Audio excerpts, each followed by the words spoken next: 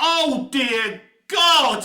You're gonna have to excuse me today, everyone. I'm out of sorts. I've got a bloody headache from Russell T Davies bashing me over the head repeatedly in his first two episodes of Doctor Who. Welcome back to Movies TV Mad, and you can follow me on X, Twitter at Movies TV Mad, and on Instagram and on Threads at Movies TV Mad X. A very warm welcome to Sunday's edition of the Movies TV Mad Daily. So today we're going to be reviewing the first two episodes of series 1 of 14, 15, I can't even keep track what bloody season it is.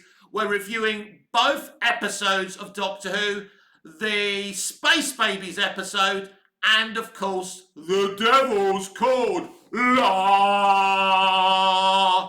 I think I reckon RTD got the inspiration for that episode from that Bugs Bunny episode where you remember he's a conductor.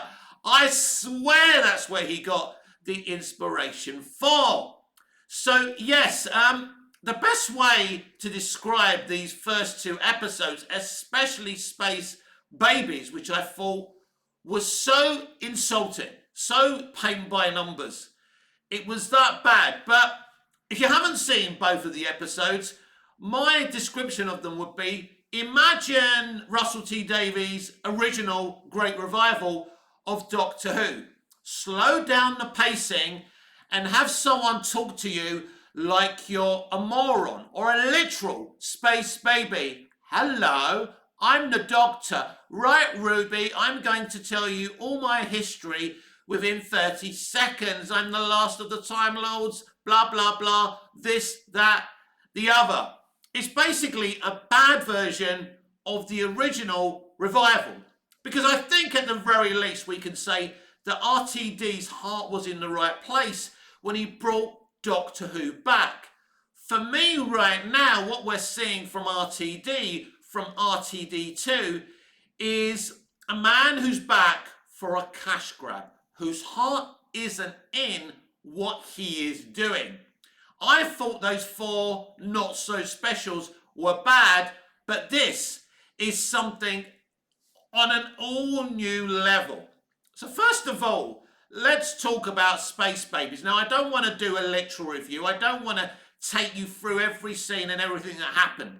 If you're here, you want to know, you've watched the episodes and you want to know what I've got to say about them. I don't think you're someone who hasn't seen them and wants me to tell you whether you should go and see them or not. I feel like I've lost about 87% of my brain cells watching those first two episodes of Doctor Who. But Space Babies was the worst out of the two. There really isn't a villain. The point is refugees. Now, because these space babies are supposed to be like refugees, they've been abandoned. This is supposed to, hook on to the fact that Millie Gibson's Ruby Sunday is a foundling, that the Doctor now is a foundling. And, if you expected more on that, more on the Timeless Child, or more on Ruby's arc, you didn't get very much. You did get that moment where he has a flashback to the church on Ruby Road. And all of a sudden, the snow is where they are in this space station. Something else I forgot to add about these first two episodes of Doctor Who, they're very cheap because 99.9% of these two episodes are shot on a soundstage. You're very rarely on location, or a couple of location-y moments, but they're few and far between. What happened to this Disney money? This first episode is literally in another space station. It's cheap, everyone.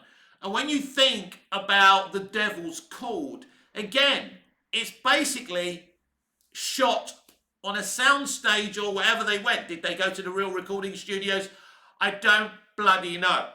So basically, the plot of Space Babies is that they're in this space station, they find these babies, there's this kind of nurse who's been looking after them.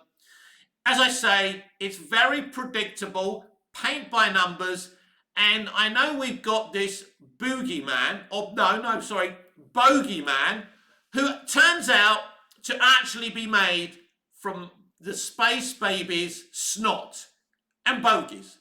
Yep, I suppose this is a bit like, this is like a budget Slovene. So the Slovene were farting and it was funny at the time and we thought it was okay and refreshing. And he's basically doing the same thing again, yes, with snot. Honestly, and as I say, he's constantly smashing you over the head with social commentary. I don't mind good social commentary. But when you put those Doc Martin boots on and you're treading all over my head and making it bleed and hurt, it's a bit of a problem. I don't really know what to tell you about Space Babies.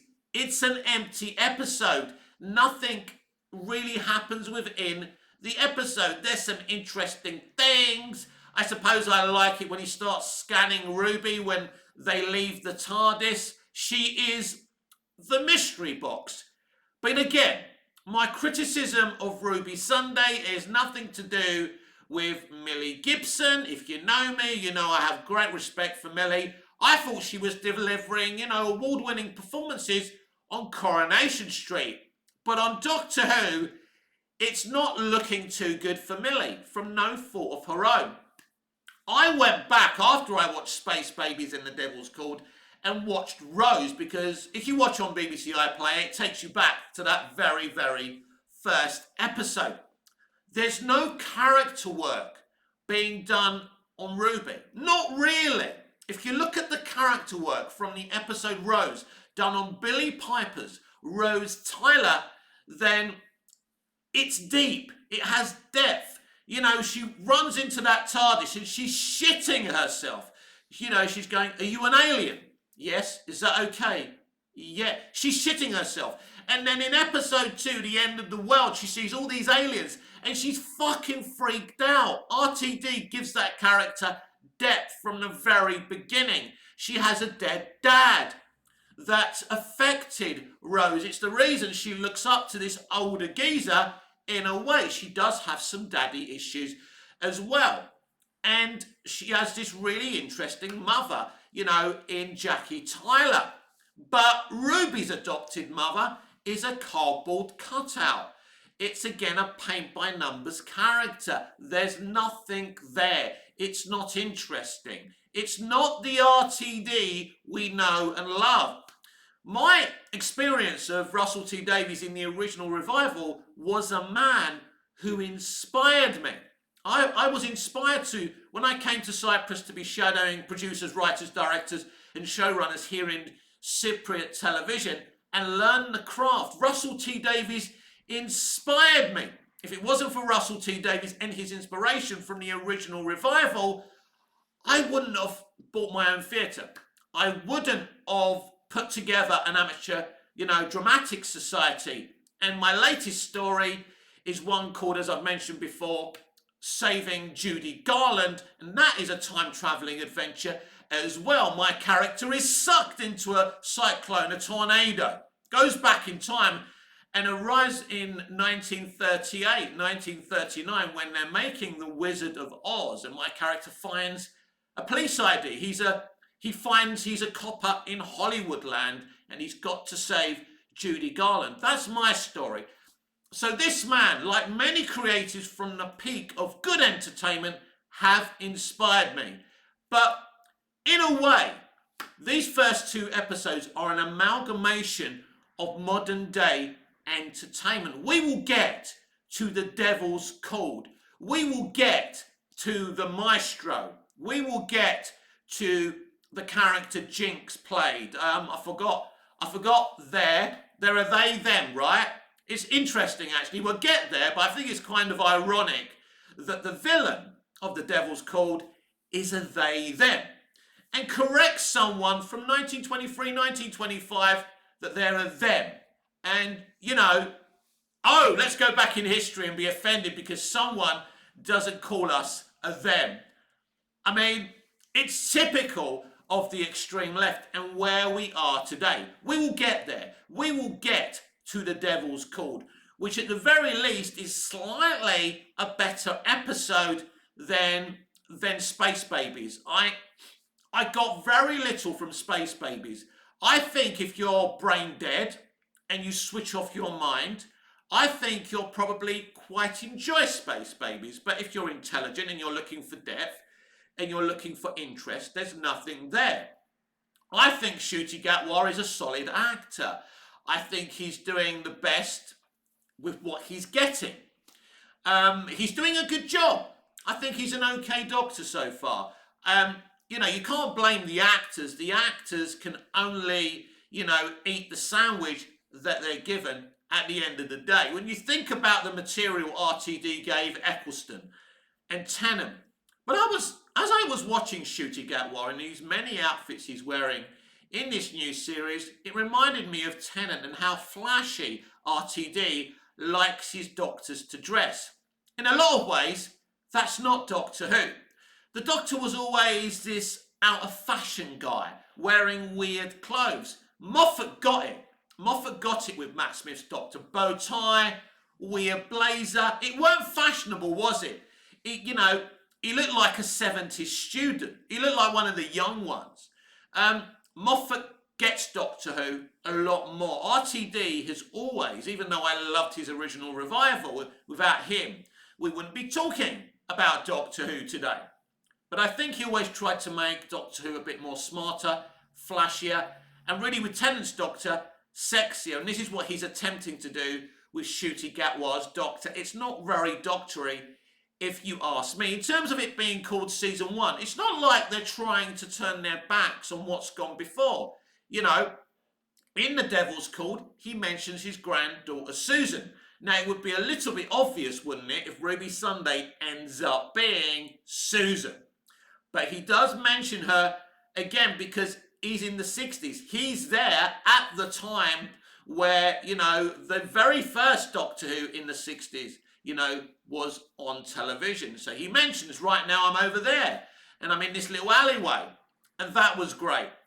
But to me, you know, if you're looking for anything, you know, I always thought this Space Babies episode was a weird episode to do for the very, very first episode. But both episodes have a pacing problem.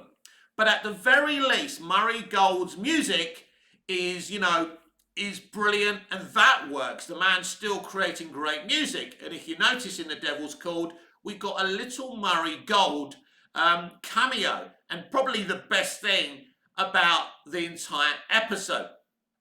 But, you know, so Space Babies, you've got these Space Babies who have been left with this woman, and they can talk like you and me. They've got actors voicing them. God knows how the director even was able to deal with those babies. It must have been an absolute nightmare, so credit to the director. But in terms of a concept, I can imagine why he's sitting there thinking of what to do. He's thinking, Space Babies that have been abandoned, orphans, because he's trying to find a hook about the foundling, about the timeless child, and about Ruby Sunday also being a foundling. So he taps onto these babies, and it's all about execution at the end of the day. And the execution isn't very good. Ultimately, you know, the bogeyman, sorry, I keep on getting it wrong. The bogeyman is about to be let out the hatch, and the Doctor saves the bogeyman because he remembers he's the last of his kind, and there's only one bogeyman. So they leave him on the ship. They save his life. So the bogeyman is just something that's been created for these children, because it's all about stories and villains and all of that. But that's as close to a villain. There is no villain in this story. There's not much going on in this story. It's just a cheap story set on a soundstage at the end of the day. And I'll ask you the question again. Where is this big Disney money? Because it isn't in Space Babies. It's barely in The Devil's Chord. Let's move over to The Devil's Chord. Another cheap episode. Shot indoors mostly. Now, when we started seeing some clips and we heard that they're going back to the Beatles era, and we we thought it might be an episode about the Beatles. It is not an episode about the Beatles. They've got actors playing the Beatles. Now, according to RTD, they didn't have enough money. They couldn't afford, not they didn't have enough money, they couldn't afford to have Beatles music. I'm sorry, you're doing an episode with the Beatles in it, and you can't even celebrate the Beatles. You can't play their music. What's the fucking point? The point is typical of the charlatans running entertainment and writing entertainment and making entertainment and performing in entertainment. They are charlatans. This episode is a bait and switch. It's about marketing the Beatles, but really, in all honesty, it's nothing to do with the Beatles at the end of the day. It's a bait and switch. So, we got this villain, the maestro, who happens to be the child of the toy maker. Utterly powerful. The Doctor is afraid of the maestro. So we got this, I've remembered they're them or they them, however it is, I don't know. But it's Jinx Morrison, I think. So Jinx Morrison's maestro is a very camp, over the top camp villain. I get the idea. When you're creating this idea, it's interesting, isn't it? You've got this villain who takes music away from people and kills people with CGI music. At the beginning, that composer, whoever that's meant to be, is that supposed to be a historical character? The maestro removes all the tunes and you can see these CGI notes coming out of his heart. And at the end of the episode, the Doctor and the maestro are doing battle with all these tunes coming out. And, I suppose when you're thinking about it, you're thinking, this is actually kind of interesting. It was a better episode than Space Babies, but not by much. I thought that Jinx Morrison played the role like they were told. It was a very huge performance as an actor. They did a good job.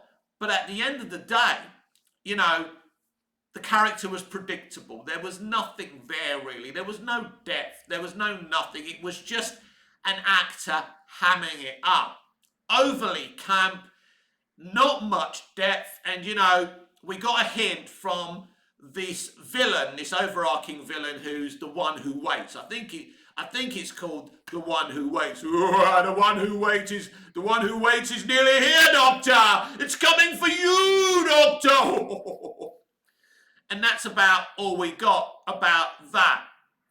So basically, the whole arc of the episode is that the world is a much more miserable place. It would be a different world. It wouldn't be a good world. It'd be the end of the world if there wasn't music. One good thing about not having music, there'd be no fucking record companies and music companies, the biggest gangsters that have ever existed. But of course, I love music. And it's trying to talk about the importance of music. I get what he's trying to do with this episode, but ultimately it's just it's a very base level episode again. It doesn't do very much. And when we get to the last act of the episode, when the Doctor goes, all my adventures always finish with a twist, and they start singing a song based on what the Doctor says, there's all this dancing, and I'm feeling guilty for thinking, oh, for fuck's sake. I'm thinking, Mick, this is fun. They're singing and dancing. I just don't like it because it's base level entertainment. There is no depth there. It's, as I say, it's supposed to fool you and garnish you that it's this big episode set in the 60s. The Doctor's got this big afro. They're wearing these 60s clothes. The guys playing the Beatles do a pretty good job with, especially with Paul and John Lennon's accents and all of that. But it's not about the Beatles. And it was trying, you think about the classic Quantum Leap episodes. You really felt there. You really felt they got that right. And when we got the Elvis Presley episode or the Lee Harvey Oswald episode, this wasn't it. They sold this as an episode. They hinted. They didn't say it was, but they hinted this was a Beatles episode. And even I, and my cynicism, and the way I'm cynical about today's industry, even I thought, okay, this might actually be good. An episode focusing on the Beatles. We'll get some Beatles music. All of a sudden, I'm on X Twitter one day and I find out we can't afford to pay for Beatles music. If you can't afford to do the music, don't fucking do an episode. Don't mention the Beatles. Don't have them in it. How can you have an episode that features the Beatles without Beatles fucking music? It's a joke, everyone. It's a con. As I say, it's a bait and switch. So what I got from this, both episodes, was very, very little. But the moral of the story is a little bit better in The Devil's Chord. It says music is important. Music, uplifts us. And without it, we would be fucked. It would be a sadder, more depressing world. I get that. And that's the message, he's trying to teach to kids. The problem is, all his messaging is utterly transparent. And that's what I meant about having a headache. I mean, the first episode was really, really bad with the messaging. I don't mind the messaging. It's the way you do the messaging. It's not like anything he said. The messages he's putting across in Space Babies aren't bad messages, talking about individuality and everyone's different and everyone's special, and he's telling one of the babies this. I get it, but it's all about execution. It's this constant talking down to the audience. Hello, you're really stupid, so we're going to talk really slow to you. We're going to use these babies to treat you like babies. And it's insulting. So I'm quite sure that Russell T Davies is still a very good writer. And I, like everybody else, you can go back to my videos. You can see my excitement when I heard RTD was coming back. We were being underwhelmed by the Chibnall era. But ultimately, thus far, the Chibnall era, as underwhelming and as bland and as, and that had all that messaging in as well. But at least Chibnall's heart was in the right place. He had a vision. He wanted to do what he wanted to do. He wanted to do The Timeless Children, as problematic as that is, and, he pulled the pin, threw it in and blew up Doctor Who. But at least he had a vision. At least he had a plan. And I think what we're getting here, even this arc on Ruby Sunday, it's something he's pulled out of his arse. And he's talking about, we've got a secret, really good actor, not a cameo. And it's, the finale is going to be great, and wait till season 2 and all of that. Look, Russell T Davies is the greatest salesman. But maybe in terms of RTD2, not the greatest writing. And creativity is going on. Because basically, it's everything he's already done, but worse. With slow pacing. And as I say, his companion isn't interesting. Let's go back and list the revival companions. Rose, she had depth. She was interesting, especially in Series 1. He made her a bit more of a bimbo in Season 2, but in Series 1, she was so good. Martha Jones was a great character. She was a doctor. She was interesting. She was intelligent.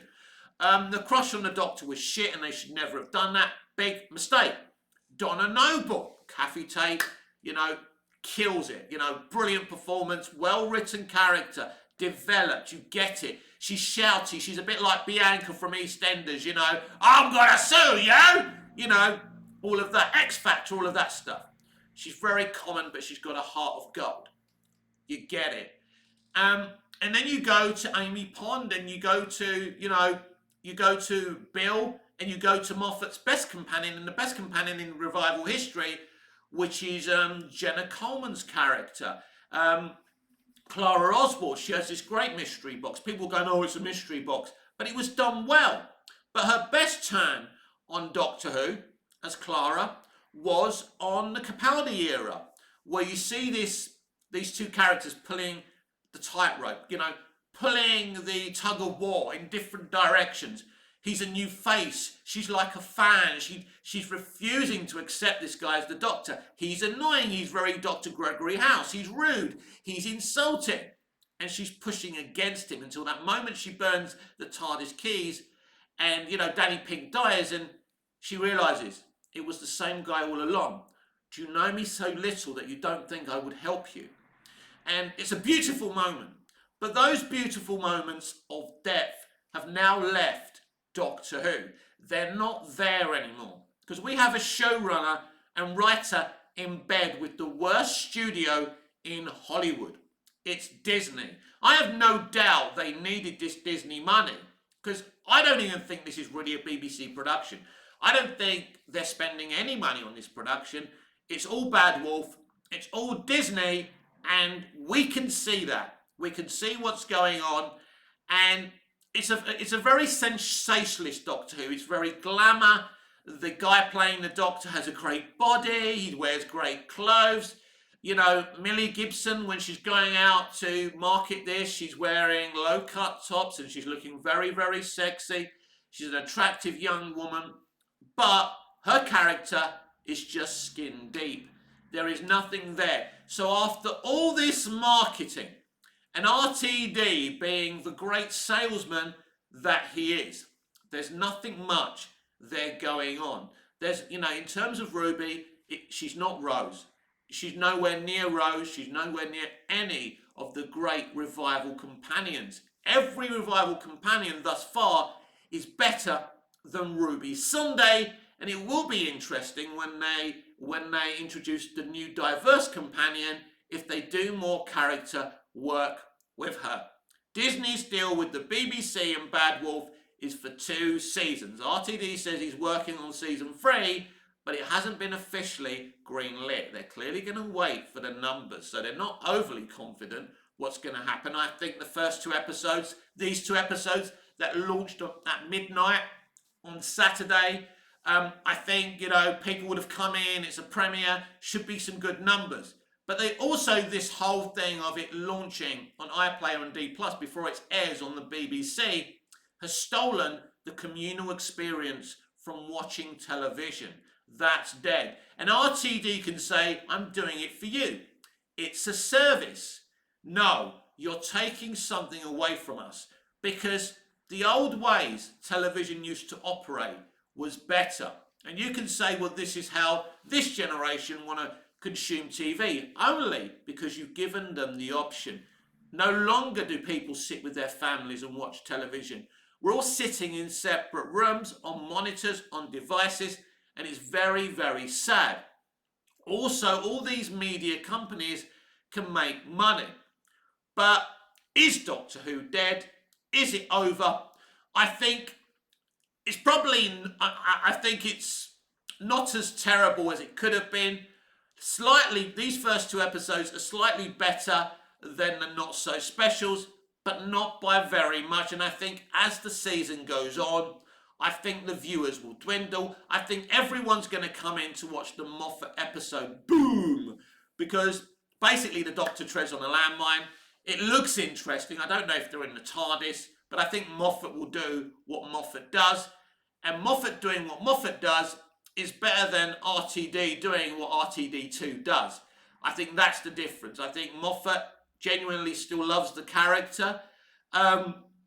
It'd be interesting if he comes back and runs the show again. I think he'd be absolutely stupid to do that. I think Doctor Who needs a new vision. It needs new people to run it.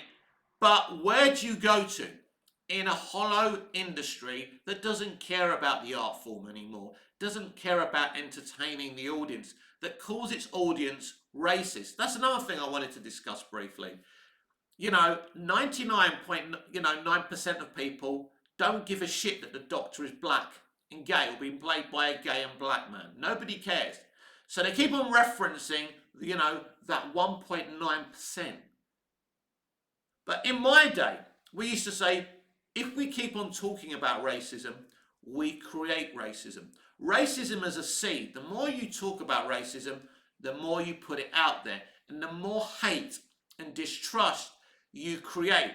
The truth is, most people are good and not bigoted. So when you keep on treating the minority like the majority, you build that seed, you water that seed.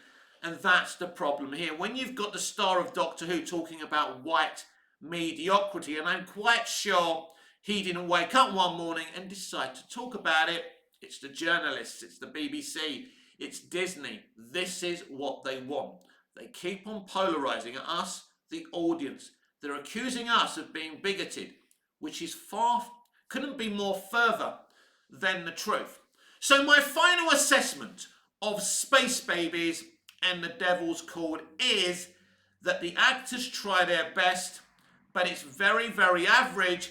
And in the next 5 years, you won't be remembering these episodes. This is not Rose. This is not Blink. This is not the great Doctor Who episodes from the classic era. This is not Remembrance of the Daleks or anything like that. Just like the Not So Specials that was supposed to be, celebrating 60 years of Doctor Who, you've already forgotten the giggle. Can you even remember what happened in the fucking giggle? I can barely remember that. So basically, the Maestro is the Toy Maker's child. Yep. Not much references to the Toy Maker. A little bit here. Daddy was cruel, blah, blah, blah. As I said, I don't know if I mentioned this. I think I did. It's been half an hour, so I've already forgotten. But I think RTD took that Bugs Bunny episode when he's like, he's a conductor, right?